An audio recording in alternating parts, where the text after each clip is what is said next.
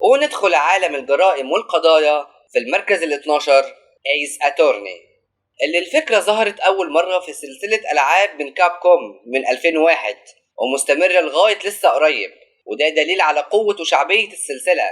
وعرض بعد كده الفيلم ده اقتباسا من سلسلة الألعاب في 2012، وبعد كده عرض أنمي تزامنا مع المانجا بتاعته في 2016.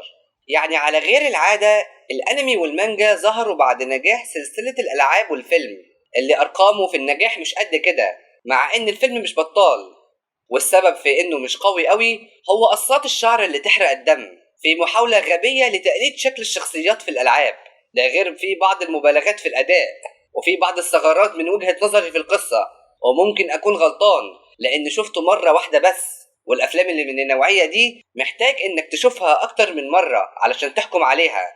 بس الفيلم بشكل عام جميل ومحتاج تركيز وتشغيل دماغ، لأن في قضيتين داخلين على بعض وحوار كبير ومعقد الصراحة. وفكرة سلسلة الألعاب حسب فهمي هي قضايا معقدة أنت بتبقى محامي الدفاع فيها قصاد الادعاء العام، وهدفك تفوز في القضية وسط الغموض اللي فيها، ومش عارف هل في أكتر من قضية في اللعبة الواحدة ولا لأ.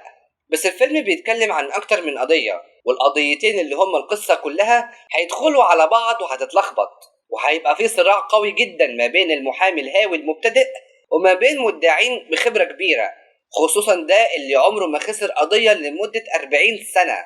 لك أن تتخيل حجم صعوبة التحدي، وحوارات كتيرة هتشعل من حماس الفيلم زي أجواء المحاكمة اللي كلها تكنولوجيا دي. بس للأسف فيه مبالغات مستفزة زي العينة اللي انتوا شايفينها دي مثلا. بس مع ذلك الفيلم جميل الصراحة وكمان نظيف، ودي أحلى حاجة فيه من وجهة نظري.